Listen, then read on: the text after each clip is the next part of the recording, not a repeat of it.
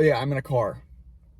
But other than like vlogs in Disney World or anywhere else, you've probably never seen me anywhere outside of my parents' house, my apartment. Um, Maybe trying to make a different kind of video, probably over the course of the next few days slash weeks, um, about my new hobby, um, which is something I picked up recently. I mean, the origins of it come from when I was a kid, from going to school for something that kind of relates to what I have picked up recently as a hobby. But I kind of wanted to not switch the channel over to this, but start including this in a lot of my content. Just because, like I said, I kind of want to start straying away from just fashion, shoes, all that kind of stuff. I want to kind of branch out towards this channel is me. It's what I like to do. It's what I like to show off and kind of have people experience with me. So, over the past few weeks, I have been getting into film photography. For some, this might be completely random, unexpected, stuff like that. But, you know, I always used to, when we used to go to Disney World back when I was a kid, my mom and dad would always record us with like their little handheld camera, like their camcorders, where you put the tapes in and everything, good old days. And I'm sure they took pictures on either disposable film cameras or film cameras, you know, that were automatic and digital. And it kind of just kept going. Like, that's what I went to school for, college. I went to school for video production. So, like, I've been with cameras, worked with cameras for basically almost my entire life. Because, you know, at some point, I'm sure I know I picked up a camcorder during, like, high school and stuff. I was like, oh, I found this. Let me make stupid little shorts and stuff like that with it. So, that's kind of the origin of why I got into film photography. I think the biggest thing was we went to the Indiana State Fair. What was it, August? Yeah, I think it was August, either late July or early August. And I took my Polaroid, my Instax Mini, or I think it was a Fuji. I think it's Fuji. It's the camera that's like that. That's like a big chunky square that you push the thing out, the lens shoots out. You take a picture, it prints off. I took that and I kind of had fun with it. I only took a couple pictures because that camera is more for taking pictures, mostly like indoors or like parties and stuff like that, because the flash always goes off.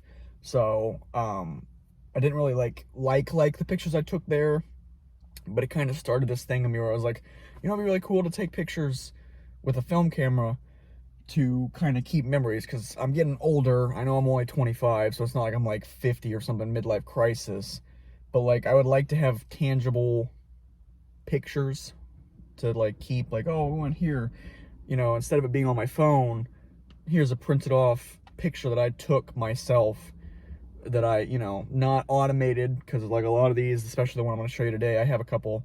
The one I'm going to show you today, it's fully mechanical, nothing automatic, so I have to, you know, manually adjust everything to get the right picture.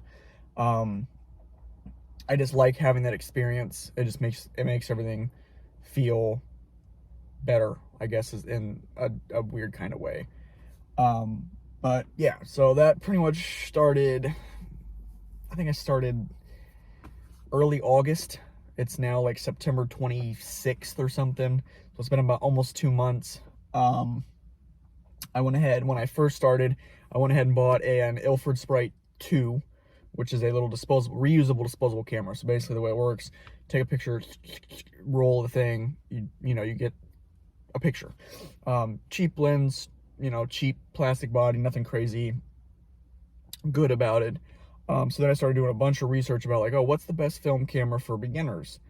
And a lot of the time people say like, oh, the Canon AE1 or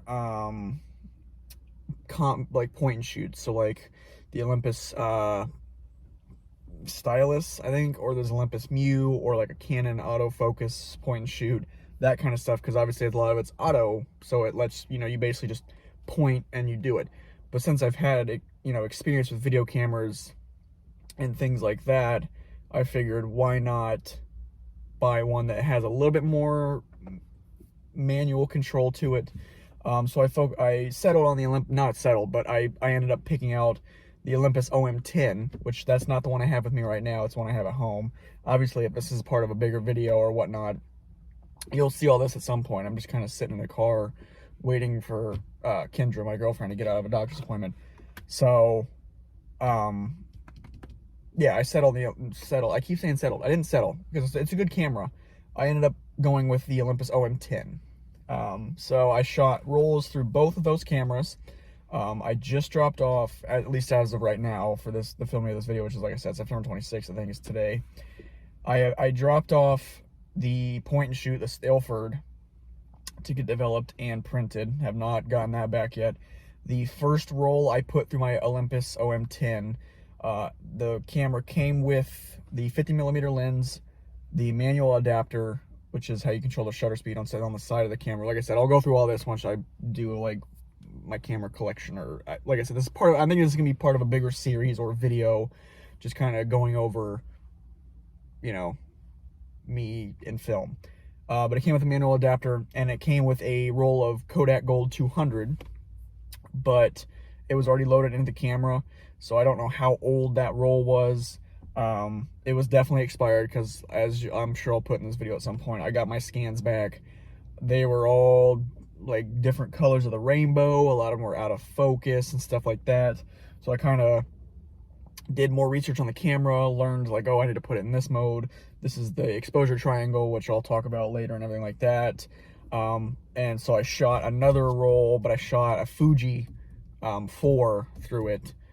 And that one I also dropped off with the Ilford. And then I shot another roll of Kodak Gold 2, I know was expired, through my point and shoot Ilford. And that one I also dropped off. So those I'm getting the scans back, hopefully today or sometime this week. So I'll be able to see, does the Olympus work? You know, is there light leaks? Is the camera busted? Is the lens busted? Because what I ended up doing was I shot that first roll through the 50mm, and then I bought a 28mm Zuiko and put the new roll of film through. So basically, and switched the settings. So basically, I changed almost everything with the camera. There's a whole new roll of film in it, just manufactured like this year. I think part of the problem was I had the camera in bulb or auto or manual mode, which bulb mode's automatically kind of exposed for if you're having flash, so they're all longer exposure. So usually I think what that means is I would like start moving away before the shutter would actually fire, which I think is why a lot of them were shaky or blurry. And I just switched a lot of the settings, and I got a new lens. So we'll see if it was just the lens, because then what I'm going to do is, if this come back good, I'm going to switch out the lens for the 50mm again and shoot another roll with the 50mm to see if that lens is kind of busted or something. But that was my experience with my first roll, which I'll probably make another video or something about going over that, how that went. But then when I dropped off those rolls to Robert's Cameras in Indiana, I had been looking at their online used section kind of thing the night before, and I really wanted to get into medium format. That's kind of like the final goal of this series, my life kind of thing. I want to get into medium format photography. I think that'd be really fun. Obviously, that's like a super hobby. I don't know how you want to describe that, because those cameras can be anywhere from like $500 to $1,500. I mean, even more than that. Like the Hasselblads, those can be $3,000. I mean, I probably wouldn't buy a $3,000 camera, because that's a lot of money and I can't really afford to do that. But I would like to end up buying like a $400 or $500, you know, max, like 8 or 9 medium format, so I can get some really nice pictures to maybe, like, you know, enlarge and put on the wall of my apartment or my home in the future. But the way a lot of those medium format cameras work is they have a waist level finder. So you look down and there's no eyepiece. You just look down straight into basically the camera, and it shows you what you're looking at through the lenses. They did make a couple 35mm cameras that were like that. Most of the ones they made that were like that were going to be way back in like the 1960s and 70s. And Roberts just so happened to have one of those cameras on their website used. It was $100. So I went in, was like, hey, do you guys have this? And he's like, yeah, let me go check the back stock. And I'll just go ahead and show you this now. Lo and behold, they did have the Nikon F. it did not have a lens. So this lens, they have the way their used photo room works with film. There's like the counter where they've got all the good stuff in the glass case. Like they have like Hasselblad's AE1 programs, stuff like that, with like full bodies and kits and stuff like that, all in the glass. Those are all like between 104 or 500 bucks. These they keep in the back, and then there's a table they have on the other side from the glass case where they've got like a bunch of camera bodies. It's just no lens caps, anything. It's just camera bodies. So they're just sitting on a table like this without the lens. Here, I'll take this lens off so you can see what I mean. So they would just be sitting there like this. So it would just be sitting on the table. You take it, and basically the way it works is, this would be like 25 bucks for, obviously just not this one, but like a normal one would be $25. The lenses are 10 or 15. So I think the way it works is it's either if you buy like just the body, it's 20. If you buy just the lens, it's 15. If you buy both at the same time, it's 25. So you save 10 bucks. But basically you can mix and match and stuff like that. So they had this, and I kind of was like, oh, okay, nice. It was like, is there any way I can look and see if there's a lens for this so I can test it to make sure it actually functions? And luckily they had this one Canon F mount, or whatever they want to call these, with the moose knuckle kind of thing. It is a Soligor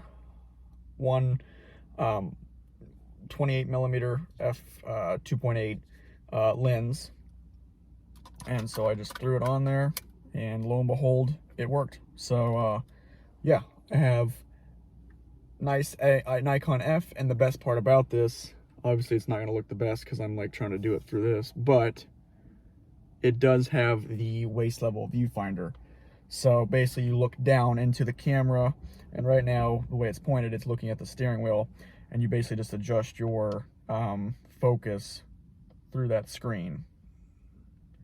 So to me it was a really good, another 35 millimeter, so it's cheaper, but it kind of gets me used to doing waist level photography, because the way it works a lot of times is it flips the image. So like everything's kind of like looking in a mirror is basically, I mean, you are looking into a mirror basically. It flips the image, so everything is reversed. So you kind of have to learn how to, like, you know, move it a certain way to get the right framing and everything like that. But it's a good entry level to go into medium format because of this waist level viewfinder. I think the only other camera that does this is a 35 millimeter. I think it's the Canon. It's the Canon something. Canon A2, F2, E2. I don't know. It's another Canon. It's one of the earlier ones. Usually I think they're all black with the Canons, and it's the same thing where you can just take this waist. You can take this off. You can take the prism off, and it would be a waist level viewfinder. All of the ones that I could find on the internet and everything like that for the Canon were a lot more expensive than the Nikon F. That was the cheapest Nikon F I could find. So that's kind of where we're at, is I have Nikon F with waist level viewfinder. I've got a roll of Portra 400 in there right now, and I've shot 10 shots so far. Basically the goal is to get a roll through that, not as quickly as possible, but quickly, so that I can drop it off sooner than later to make sure the camera actually works.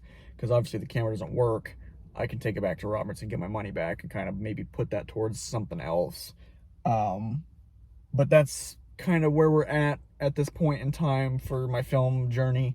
I've got two 35 millimeter SLRs, and then I've got one point and shoot. I do have another point and shoot coming, or I guess not point and shoot. I have one reusable disposable camera. The one that's coming is a point and shoot, which I won from an auction, from Goodwill Auctions.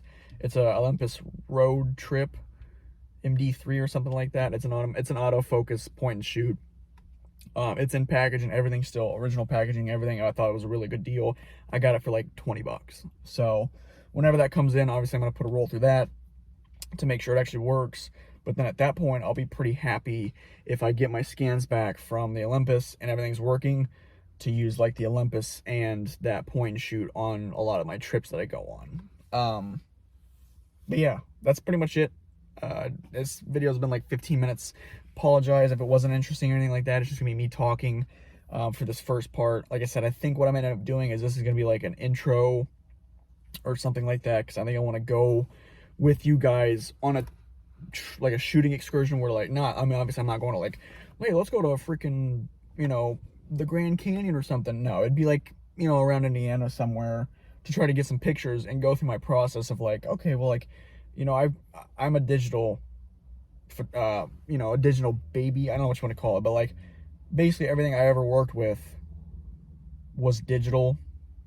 I mean, obviously I've worked with like camcorders and film before this, but like college and everything like that, it was all digital. So I'm more of a digital child, but I'm trying to slowly learn how to do film and then like learn like the exposure triangle and how to properly expose for this and this and this. So I kind of want to go on this journey with you guys to kind of show you like I've never done this before. Kind of come with me and let's kind of learn together. So that way if you're interested in film photography, we can kind of learn together and you can see that it's not all bad. Just because a lot of things you see, it's like, this is 35 millimeter best camera for beginners, but then it's somebody that's been shooting for 10 years. Of course, you know everything already. Like, you've been doing this for 10 years. I've been doing this for a month. So, yeah, I kind of want to go on this journey with you guys.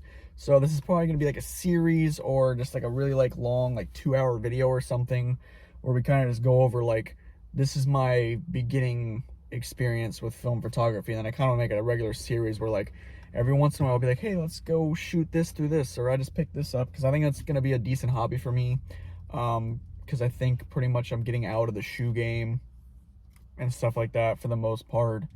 So I'll have a little bit of extra revenue obviously from not buying $300 shoes every week, so I'll be able to put it into maybe saving up for a better 35 millimeter or medium format camera. So that's it for today's video, or at least this part of the video if this becomes a longer part. So stick with it. Hopefully we can learn a lot together, and I'll see you guys either in the next chapter or in the next part of the video.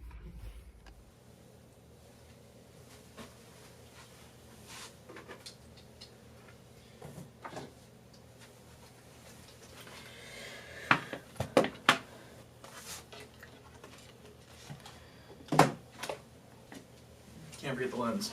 If you don't have the lens, you can't do anything, really. I mean, that's just how it works. Today is going to be the first step, or maybe it won't be the first step. I don't know. I'm still working on this whole thing, how I'm going to do all this. We'll see how it goes in the long run. But my film journey collection thing, this video is going to be all the film cameras I currently own. Just kind of going over like what decisions I made when I bought some of these, that kind of stuff, and just kind of going over what each one I'm going to use it for, where I found it, all that kind of stuff. So that's what today's going to be about. I guess we'll go over the first one I bought and the cheapest one I bought. Not cheapest, that's a lie, but the first one I bought. I was looking for basically like a reusable disposable camera. And obviously there's a whole bunch of them. You could just buy disposable cameras like the Kodak ones or the Fujifilm ones at CVS, Walgreens, Target, all that kind of stuff. But I wanted one that I could refill with different rolls of film so that I could kind of learn how to do it. Because obviously once you kind of get used to one, you can pretty much kind of figure out in a way how to do most of them. Obviously there's going to be slight differences between each one, but for the most part you kind of learn from one camera how to do the rest of them. So I chose the Ilford Sprite. If I can get this to focus on this. Sorry, still kind of learning how to do this whole manual focus thing. We'll see. We'll see if this works. Does this work?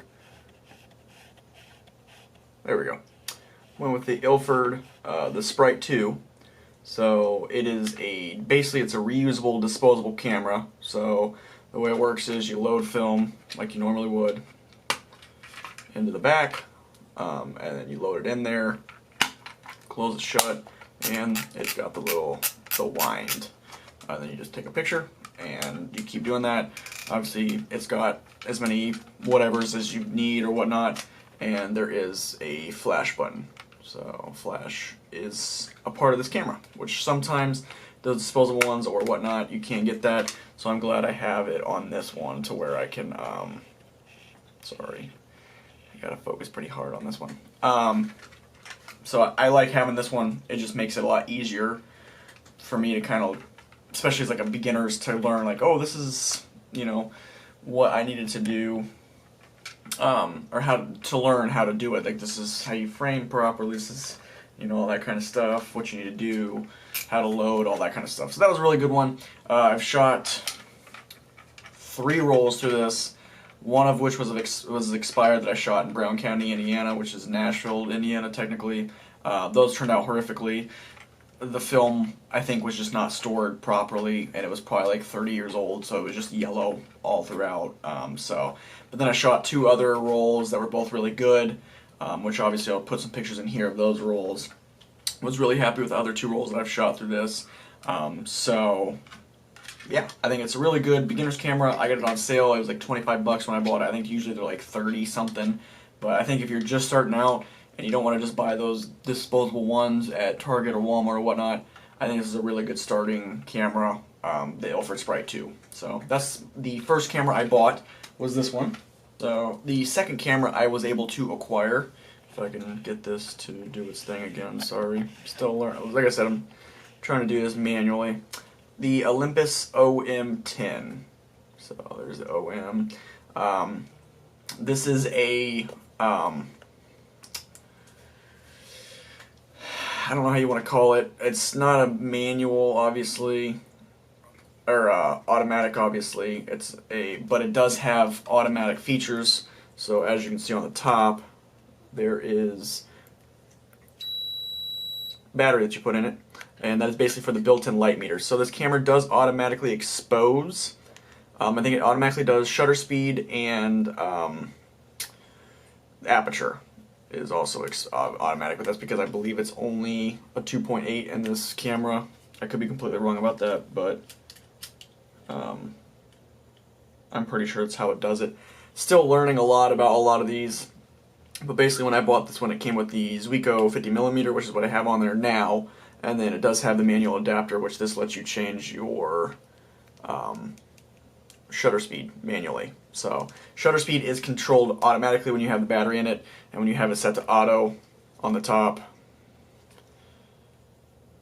which I need to set that down to bold, or to auto. I don't know why I had it in bold, but to auto. There is the manual feature, and then there's a bulb mode for if you have a flash attached to this. But pretty good so far. I've had no problems with this camera. The first roll I shot through it was also expired, so those turned out horrifically. They were also just very, very yellow and just not great. The second roll I shot through this, I'll have a part of this, either part of this series, this chapter, whatever. I had them printed off. They were all really good. So this camera does work, and I'm really happy I was able to get it. I think with this whole kit right here was 110 for me, so manual adapter, lens, and then the body. And then I was able to acquire from Robert's Camera, which is in Indiana, another Zuiko, the 28mm. Oh no, I did not buy this from Robert's. I bought this off eBay. But it is the Zuiko 28mm. This is what I've used for, this is actually what I use for the Brown County pictures. So any pictures that I show from this camera, I use this lens. I have not used the 50mm other than the expired roll. I do plan on using it. It's just obviously it's a lot closer up, so it's all, usually when you use the 50mm, at least for me, I would only use it if I'm going to be shooting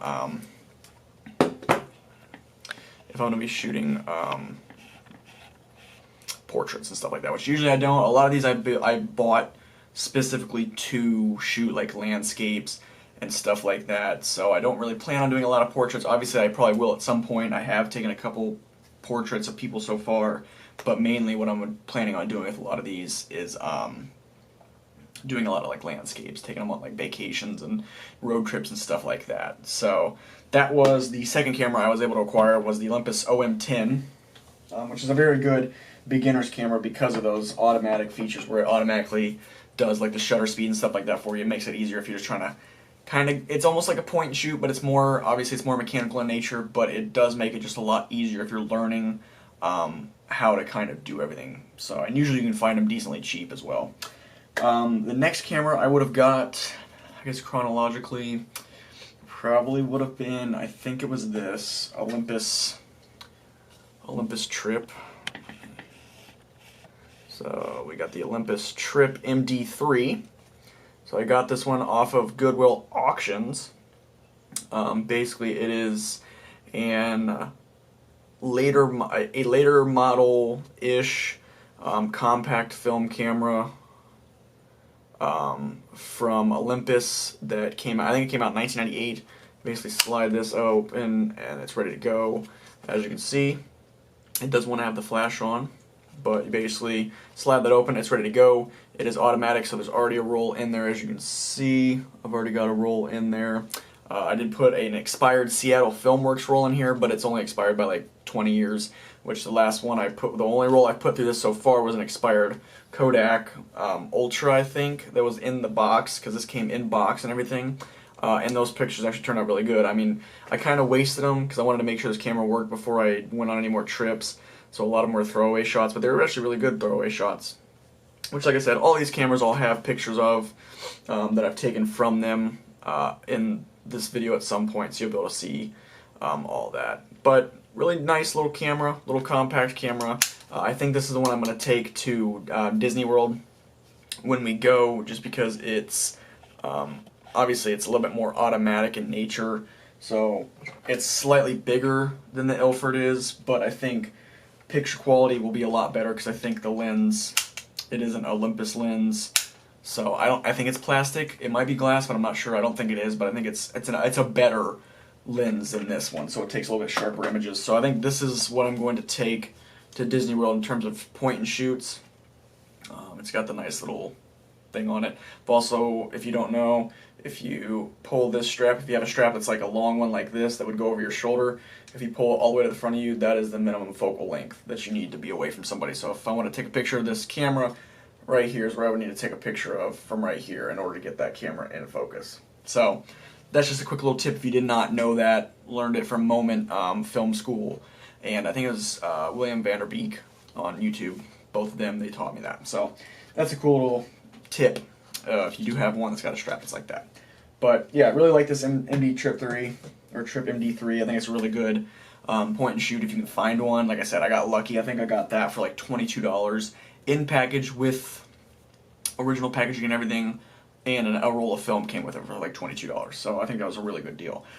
Technically, I think what would have come next would be this Nikon, or Nikon if you're from Britain, Nikon F SLR. So the cool thing about this Nikon is that it is fully manual. So you just kind of, get your focal length and all that kind of stuff. Fully manual. So every part in it is, or fully mechanical, sorry, that's what I meant to say, fully mechanical. So every part in it is fully mechanical, nothing automated in this at all, so you basically have to know the shutter speed you want to shoot at, which is controlled by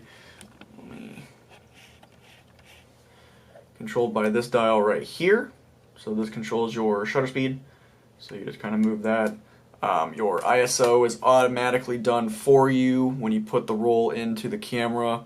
As you can see right there, it automatically reads it somehow, or just the way the grooves are, and it spins this to basically be the ISO you need it to be. The difference between this one and my Olympus is A, fully mechanical, B, when you're doing film loading into it, it is actually one of the ones that slips off completely, so the back completely comes off when you're doing it, and then it slips back on. So that's completely different from anything I own, because all the other ones are the ones you just kind of like hit the button on the side, and it kind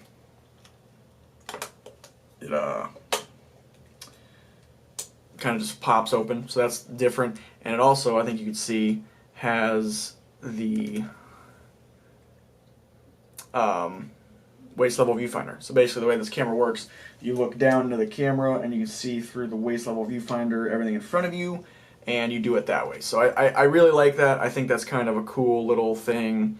And it basically what I bought this camera for, it's fully mechanical, so it shouldn't break as fast, and if it does, there are components, or it can be easily fixed, where some of these automatic ones, they don't make stuff for those anymore, so if they break, you basically have to buy a new camera. This one, they can just, do some stuff with the internals, and it'll work. So I really like that, and the waist level viewfinder helps me because I want to eventually get into medium format photography, and a lot of the medium format cameras that you find or want to buy usually, they have waist level viewfinders, so it'll help me in the long run to learn how to kind of look through waist level, orient the camera, orient myself, and compose through waist level instead of eye level. So this one is the one I bought at Roberts. So body was by itself 100, and then the lens was 10, which the lens on this one is a 28 millimeter as well. So it's the same focal length as the one I had for a lot of the pictures I took with my Olympus OM10. So that was the second big boy camera I bought. The only reason I don't want to take this one to Disney, it's slightly heavier than the Olympus OM10 because it's fully mechanical, and I don't have a viewfinder. I don't really want to take a lot of waist level shots at Disney. I want to be able to look through and compose because I want to get some better shots at Disney.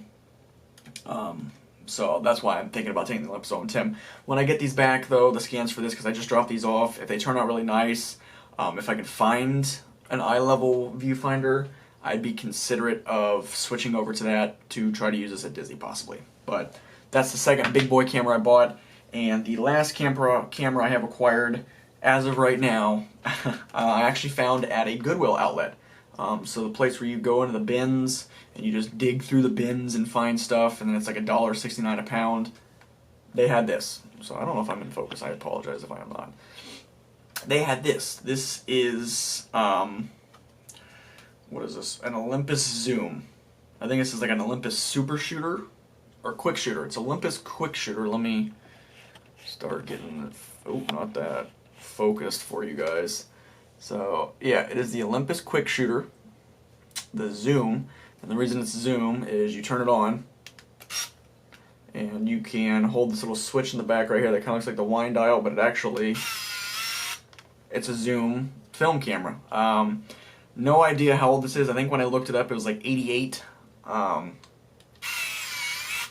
But it's really cool because it actually tracks the zoom in your viewer. So when I zoom in and zoom out, the actual view changes inside the view as well, the viewfinder.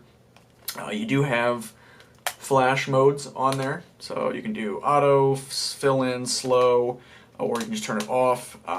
The flash does work in this.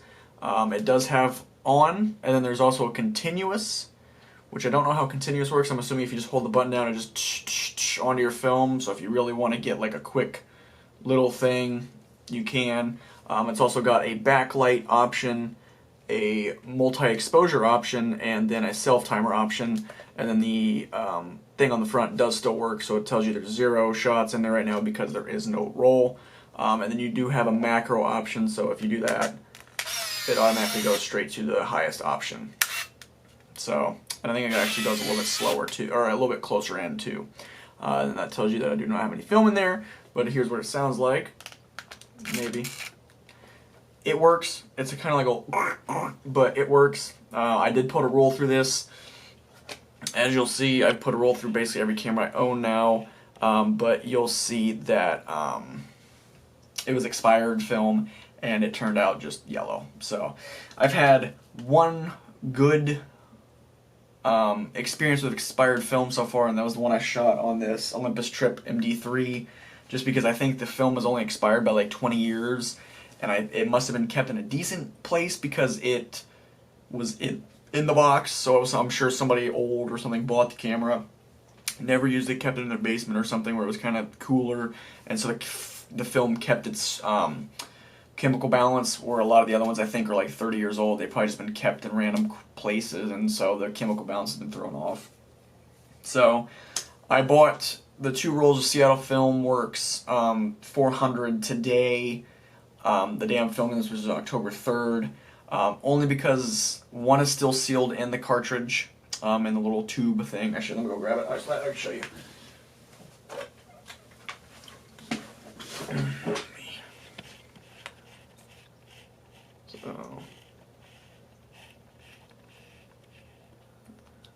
Seattle Filmworks, 400 still sealed, everything like that.